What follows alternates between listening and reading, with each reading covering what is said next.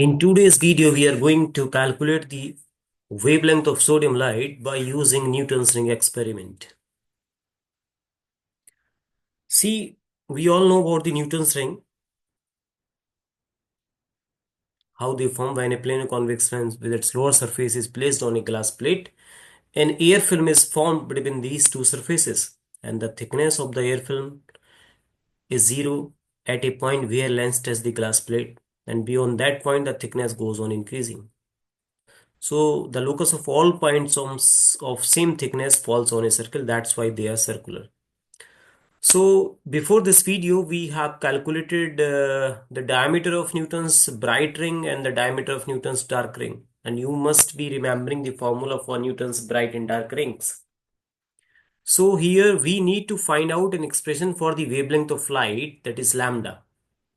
So the formula will be same. Either you will use the formula of dark ring or the bright ring. The wavelength formula will not change, it will be same. For example, for Newton's dark ring, d square n is equal to 4n lambda r upon mu, right? Okay. For air, I am considering here, for air, mu is equal to 1.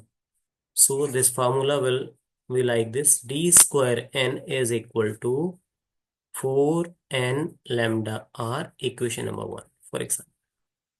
Now, okay. And suppose we are considering now the n plus p next dark ring. So d square n plus p is equals to 4n plus p lambda r. This is equation number 2. ये ऐसा ही situation है, for example आप चौथी dark ring की बात कर रहे हैं, फिर आठवीं डार्क रिंग की बात कर रहे हैं, तो फोर्थ डार्क रिंग एन की वैल्यू यहाँ 4 है, एट्थ डार्क रिंग में एन प्लस पी की वैल्यू 8 है, तो पी कितना हुआ 4. ओके. तो इक्वेशन 2 और इक्वेशन 1 को अगर आप देखें, तो इक्वेशन 2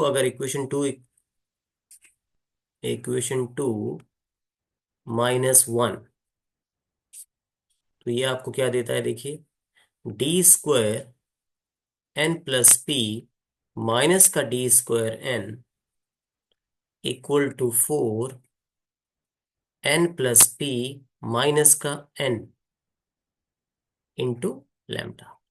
अब यहां से आप देखिए, n से n कैंसिल हो जाएगा. So D square N plus P minus का D square N is equal to 4p lambda R. So lambda की वैल्यू कैसे कैलकुलेट करेंगे हम? D square N plus P minus का D square N upon 4pr. तो ये देखिए, ये फार्मूला है to find out the wavelength of light by using Newton's ring experiment. तो ये बड़ा सिंपल सा एक्सपेरिमेंट है. फॉर एग्जांपल, न्यूटन्स रिंग आप सब जानते हैं, न्यूटन्स रिंग सर्कुलर होती हैं. तो आपने फोर्थ न्यूटन्स डार्क रिंग का डायमीटर रीड किया, देन एट्थ न्यूटन्स रिंग का डायमीटर रीड किया, और तो ये आपने उसका स्क्वायर कर दिया, एट्थ का, ये फोर्थ का स्क्वायर कर दिया. तो ऑब्वियसली 8n+p 8 है, और n 4 है, तो p की वैल्यू यहाँ पे 4 आ जाएगी. तो अकॉर्डिंगली आप लैम्डा फाइंड आउट कर सकते हैं इस मेथड से. एक्सपेरिमेंटल अरेंजमेंट जो होता है न्यूटन रिंग का, वो हम सब जानते हैं. एक प्लेनो कॉन्वेक्स लेंस होता है, एक ग्लास प्लेट होती है, और एक ग्लास प्लेट होती है, और इंसिडेंट लाइट उससे रिफ्लेक्ट होकर डाउनवर्ड्स आती है. फिर कॉन्वेक्स सरफेस की लोअर सरफेस से रिफ्लेक्ट होती है, और ग्लास प्लेट की अपर सरफेस से जो दो लाइट रिफ्लेक्ट होती हैं वो इंटरफेरेंस करती हैं, जो कि मैक्सिमा मिनिमा बनाती हैं. फ्रिंजेस का शेप सर्कुलर होता है. तो आप ब्राइट, ये मैंने डार्क का केस लिया था, अगर आप ब्राइट का केस लेंगे तो भी लैम्डा का फार्मूला सेम रहेगा. तो लैम्डा आप ऐसे कैलकुलेट कर सकते हैं. एक और मेथड है लैम्डा कैलकुलेट करने का, कैलकुलेशन, वो आप उसमें आप डायमीटर को रीड करेंगे. स्पेक्ट्रोमीटर जो आपका होता है, न्यूटन रिंग सेटअप जो एक्सपेरिमेंट होता है, मतलब आप ऐसा समझिए, फर्स्ट ऑफ ऑल जो माइक्रोस्कोप होगा, eyepiece of the microscope, it is adjusted on the center of the ring, and then you need to read the readings on the left hand side and on the right hand side, और आप वो सारी value table में रखते हैं जैसा कि experiment में हम सब करते हैं। और फिर दोनों का जो डिफरेंस होता है वो आपको डायमीटर मिलता है वहाँ पे, तो आप उसका स्क्वायर करते हैं और फिर फाइनली आप कैलकुलेशन करते हैं। तो कैलकुलेशन करने के भी दो मेथड है, एक तो ये फार्मूला आपके सामने लिखा हुआ है, एक और है ग्राफिकल मेथड जिसको हम बोलते हैं। तो आप एक ग्राफ प्लॉट करेंगे number of rings versus diameter. For example इस तरीके से देखिए, ये है, ये इस तरीके से। तो यहाँ पे डायमीटर है, डायमीटर का स्क्वायर डी स्क्वायर एन, और यहाँ पे number of rings, number of rings यानी कि न्यूटन्स रिंग्स। वो ब्राइट होगी, या तो ब्राइट होगी या डार्क होगी। आप या तो ब्राइट ही कंसीडर करेंगे या डार्क ही कंसीडर करेंगे। ऐसा नहीं कर सकता कि आपने चौथी रीडिंग डार्क की ले ली, पांचवी रीडिंग ब्राइट की ले ली, या तो आप सारी डार्क न्यूटन्स रिंग की रीडिंग लेंगे या सारी आप ब्राइट रिंग की ही रीडिंग लेंगे। ओके। तो फॉर एग्जाम्पल यहाँ पे कुछ ग्राफ इस तरह का आता है, एक स्ट्रेट लाइन आती है, एक स्ट्रेट लाइन आती है इस तरीके से, देखिए, यस, स्ट्रेट लाइन आती है। तो फॉर एग्जाम्पल इस पे कुछ पॉइंट्स आते हैं, जैसे ये एक पॉइंट आया, हम्म, एक पॉइंट सी आया, एक पॉइंट सी आया, एक पॉइंट सी आया, इस तरीके से पॉइंट्स आते हैं। तो फॉर एग्जाम्पल ये जो है nth रिंग है आपकी, ये मैंने इसको n बोल दिया, और नेक्स्ट रिंग मैंने ले ली, ये n प्लस पी है ये वाले, राइट, ये n प्लस पी है। ओके। फिर ये कौन सी रिंग है n, तो ये डायमीटर कौन सा होगा, डी स्क्वायर एन, और ये डायमीटर कौन सा होगा, obviously D square N plus P. Okay, तो आप ऐसा ही समझिए, ये फोर्थ न्यूटन रिंग है, एट्थ न्यूटन रिंग का डायमीटर है। तो ये आपने वो प्लॉट किए हैं, ये फोर्थ, तो पी की वैल्यू क्या होगी इसमें, ऑब्वियसली 8 - 4 हो जाएगी। तो बेसिकली ये वैल्यू आपकी पी है। तो इसका अगर आप स्लोप कैलकुलेट करें, ये डिफरेंस कितना होगा यहाँ से यहाँ तक का, हम्म, और ये डिफरेंस कितना होगा, ये यहाँ से यहाँ तक का, ये कितना होगा, देखिए ये पी होगा। अगर आप इसका स्लोप कैलकुलेट करते हैं तो स्लोप क्या आएगा, देखिए, y2 - y1/x2 - x1, y2 यानी कि D square N plus P, minus का D square N upon N plus P minus N, तो ये पी आ जाएगा। ये स्लोप कैलकुलेट किया, लैम्डा का फार्मूला आप देखिए क्या है, तो लैम्डा को आप ऐसे भी लिख सकते हैं, और lambda is equal to slope upon P, 4 r। तो ये ग्राफिकल मेथड में हम यूज करते हैं। फॉर एग्जाम्पल आपने 10 Newton ring, dark Newton ring का डायमीटर लिया, तो आपने उनको यहाँ पे लिखा, पहली रिंग, दूसरी रिंग, तीसरी रिंग, चौथी ring, up to 10th, and then diameter को वाई एक्सिस पे लिया आपने, और आपने एक पॉइंट्स यहाँ पे मार्क कर लिए, देन आपने एक स्ट्रेट लाइन को ड्रॉ किया। तो उस स्ट्रेट लाइन का जो स्लोप होगा उसकी वैल्यू इतनी होगी, कितना, D square N plus P minus D square N upon P. आप यहाँ से देख सकते हैं ये वैल्यू पी है, ये एन है, ये एन प्लस पी है। तो slope D square N plus P minus का D square N upon P. आपका जो फार्मूला था जो आपने कैलकुलेट किया था उसमें एक क्वांटिटी है, देखिए, D square N plus P minus का D square N upon P, तो इस स्लोप के बराबर हो गया, तो स्लोप अपॉन 4 r। आर क्या होता है, देखिए, कैपिटल आर आपका होता है radius of curvature, radius of curvature of plano convex lens, plano convex lens. तो ये स्टैंडर्ड वैल्यू होती है, आपको लैब में बताई जाती है, या तो ये 150 सेंटीमीटर होती है, 160 सेंटीमीटर होती है, डिपेंड करता है कि आप कौन सी रेडियस ऑफ कर्वेचर का लेंस यूज कर रहे हैं। तो इस तरीके से आप वेवलेंथ को फाइंड आउट कर सकते हैं। एक और इसमें टॉपिक होता है, छोटा सा टॉपिक है, how to find out the refractive index of a liquid. तो उसका भी आप देखिए, आपको बता देते हैं, how to find out the refractive index of a liquid. Formula यही है, देखिए, D square N, okay, equals to 4n lambda R upon mu. अगर इसको मैं एयर के लिए लिखूं, डी स्क्वायर एन एयर, तो ये हो जाएगा, देखिए, 4n लैम्डा आर। इस पे मैं नेक्स्ट इसी को लिख देता हूं मैं, तो 4n+p lambda R upon mu, ये हो जाएगा नहीं, और ये हो जाएगा d²n+p एयर, 4n+p, एक मिनट,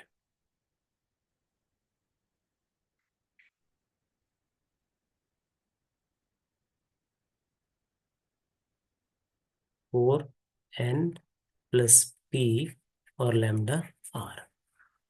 तो आप देखिए ये यहां से क्या होगा, देखिए ये एयर है और ये कोई, इसका मतलब ये जनरल फॉर्मूला है ये वाला, ये कोई भी लिक्विड हो सकता है, तो हम ये मान के चल रहे हैं ये लिक्विड है। हमें नहीं पता म्यू की वैल्यू क्या है, तो हम एक जनरल इसको लिक्विड मान लेते हैं, इसको भी हम लिक्विड मान लेते हैं, राइट। तो फॉर्मूला क्या हो जाएगा, देखिए d²n+p माइनस का d²n लिक्विड इक्वल्स टू, देखिए नीचे तो म्यू आएगा ही आएगा, ऊपर क्या हो जाएगा 4n+p - n, यानी कि p और लैम्डा आर। तो ठीक है, इसको मैंने इक्वेशन नंबर 1 माना। इन दोनों इक्वेशन, ये दोनों इक्वेशन से आपको मिला है, इन दोनों इक्वेशन से, राइट। इन दोनों इक्वेशन को देखें एयर के लिए। सो d²n+p माइनस का d²n एयर इक्वल्स टू, वो अगेन बस म्यू की वैल्यू 1 है यहाँ पे, तो 4n+p - n, अगेन n से n cancel, this is 4p lambda R, ये इक्वेशन 2 है। तो इक्वेशन 1 और 2 से अगर आप देखें म्यू की वैल्यू क्या आएगी, बड़ा सिंपल है। म्यू की वैल्यू क्या आ जाएगी, आप देखिए म्यू की वैल्यू क्या होगी, mu is equals to d²n+p minus का d²n, ये देखिए म्यू क्या होगा, एयर अपॉन d²n+p माइनस का d²n लिक्विड, है ना। तो इस तरीके से आप किसी भी लिक्विड का रिफ्रैक्टिव इंडेक्स फाइंड आउट कर सकते हैं with the help of Newton's ray. Okay, question number 3। Okay, d²n+p minus का d²n upon d²n+p minus, but ये कैंसिल नहीं होगा, देखिए ऊपर एयर है नीचे लिक्विड है। ओके, ऊपर एयर है नीचे लिक्विड है। ओके, तो ये फॉर्मूला होगा, with the help of this formula you can find out the refractive index of any liquid. देखिए एक छोटी सी चीज मैं और बताना चाह रहा था इसमें, कि कभी कभी आपसे ये पूछ लिया जाता कि what will happen to the Newton's ring pattern if in place of air we will introduce any other liquid between plano convex lens and the glass plate। तो उस केस में क्या होगा, तो आप ऐसा आप लिख सकते हैं, introduction introduction of liquid between the plates, between the plano convex lens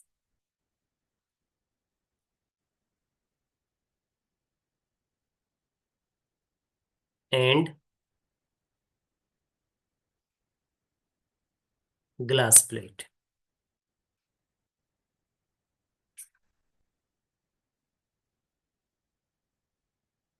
कई बार ये सवाल पूछा जाता है और इस पे बेस न्यूमेरिकल भी कई बार पूछा जाता है। सो देखिए होता क्या है, when a liquid of any refractive index, for example mu is introduced between the plano convex lens and plain glass plate, right? So what will happen to the Newton's ring pattern?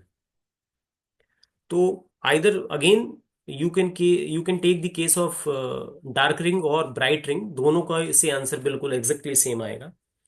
तो for dark rings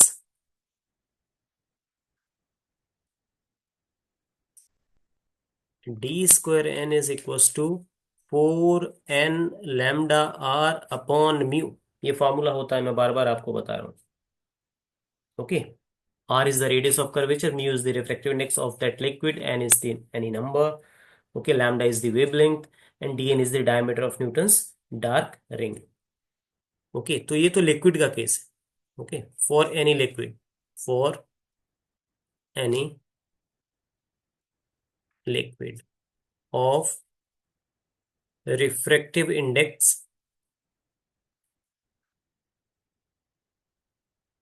mu. Okay, air के लिए क्या हो जाएगा, देखिए D square N air, 4 n lambda r for air. Okay, ये liquid है obviously. तो अगर इन दोनों का मैं रेशियो कैलकुलेट करूं, यानी कि म्यू की वैल्यू कितनी आएगी, देखिए डीएन लिक्विड अगर मैं कैलकुलेट करूं, डीएन लिक्विड कौन सा आपका, ये है.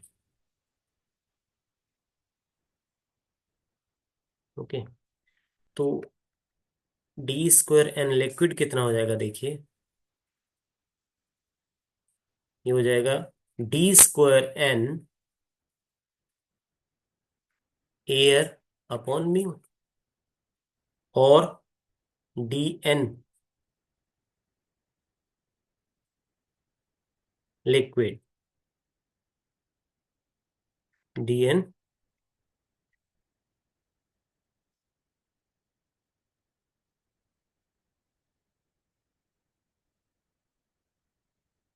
इसका स्क्वायर रूट आप लेंगे तो क्या आ जाएगा, डी एन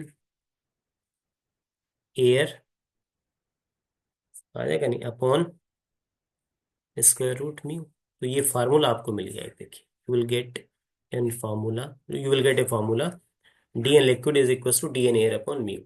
अब ऑब्वियसली म्यू की वैल्यू देखिए किसी भी केस में 1 से ज्यादा होगी, तो जो भी लिक्विड आप डालेंगे between the plates of the plane convex lens and the glass plate, जो भी लिक्विड आप इंट्रोड्यूस करेंगे, वो ऑयल हो सकता है, कोई और लिक्विड हो सकता है, जिसका रिफ्रैक्टिव इंडेक्स ऑब्वियसली 1 से ज्यादा ही होगा. तो उस केस में आप देखिए जो डीएन की लिक्विड की वैल्यू है वो हमेशा एयर से कम आएगी.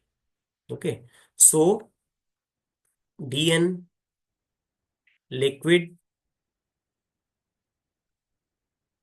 Okay, is less than D N air, right? So it shows that when a liquid of refractive index mu is introduced between the plano convex lens and the glass plate, the diameter of the rings decreases, the rings contract. So the diameter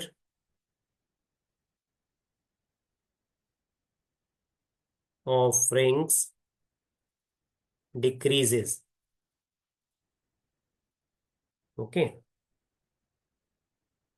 so क्या होगा, the rings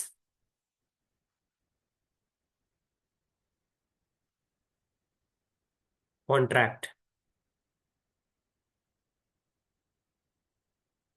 सिकुड़ जाती हैं rings. So when a liquid of refractive index, introduction of liquid of refractive index mu between the plano convex and the glass plate. So when a liquid of refractive index mu is introduced between the plano convex lens, plano convex lens देखिए ये वाला होता है, and glass plate, this is glass plate. तो यहाँ पे हम air मान लेते हैं. अगर यहाँ पे अगर आप लिक्विड को इंट्रोड्यूस करेंगे, okay, of refractive index mu, so when a liquid of refractive index mu is introduced between the plates of the plano convex lens and the glass plate, between the surface of the plano convex lens and the glass plate, then the diameter of Newton's ring will decrease.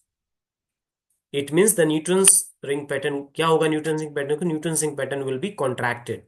Newton's ring सिकुड़ जाएंगे. देखिए यहाँ से सीधे सीधे पता लगता. तो इस पे बेस कई बार न्यूमेरिकल्स भी आपसे एग्जामिनेशन में पूछे जाते हैं.